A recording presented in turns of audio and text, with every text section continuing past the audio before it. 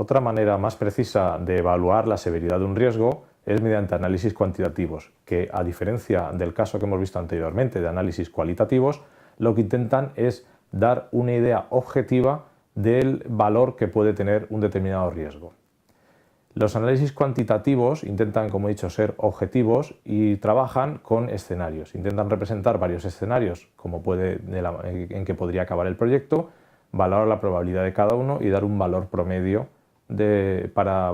evaluar las expectativas y tomar las medidas necesarias. Como en todos los procesos, tendremos unas entradas y unas salidas y en este caso la salida más importante es la actualización de riesgos. Cuando vamos a finalizar toda la evaluación, obtendremos unas conclusiones y con ellas actualizaremos todo el registro de riesgos y otros documentos del proyecto, como puedan ser costos o puedan ser también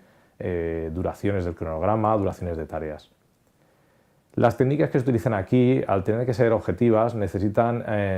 modelados matemáticos. Se utilizan distribuciones de probabilidad, análisis de sensibilidad, análisis de valor monetario esperado o simulaciones.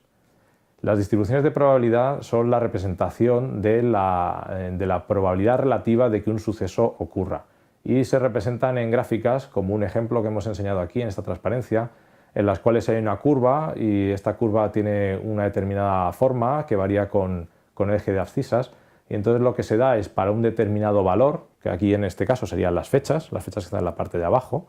para un determinado valor de fecha se calcula todo el área aquí debajo de la curva a la izquierda de esa fecha y ese área representa la probabilidad de ocurrencia de finalización en esa fecha. Por ejemplo, en este caso tenemos que la mediana, que es la representación del 50% de observaciones por encima y por debajo de ella, la mediana lo que nos da es que ocurre el 1 de abril, significa que hay un 50% de probabilidades de que el proyecto acabe antes del 1 de abril y un 50% de probabilidades de que acabe después del 1 de abril. Existe también el análisis de sensibilidad, que lo que intenta es modelar el proyecto y conocer cuál es el impacto de distintas variables según puedan cambiar, cuál es el impacto que puede tener en alguno de los resultados del proyecto, como puedan ser costes en el presupuesto o puedan ser duraciones de proyecto.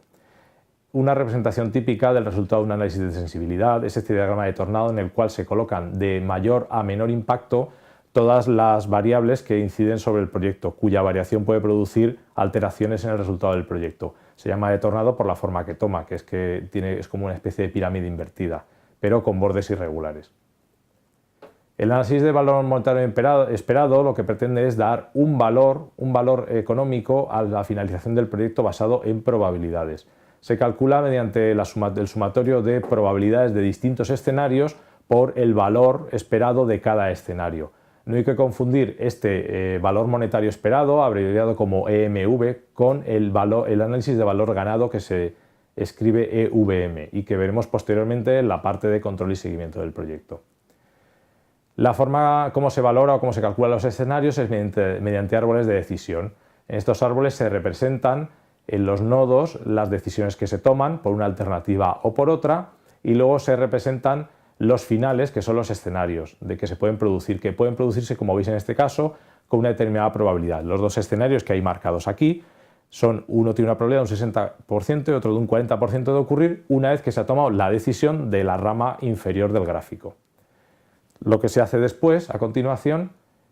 es dar un valor a cada final de rama, que como podéis ver aquí en la primera rama pues es 80.000 euros. Finalmente, una vez calculados todos los valores de rama, se puede componer el árbol con los sumatorios de probabilidades que hemos visto en la transparencia anterior y obtener el valor monetario esperado del proyecto completo.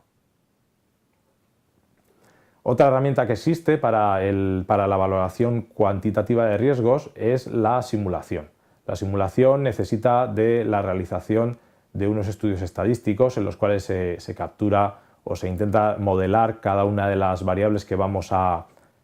estudiar, como pueda ser la duración, en un caso típico, la duración de cada una de las actividades del cronograma.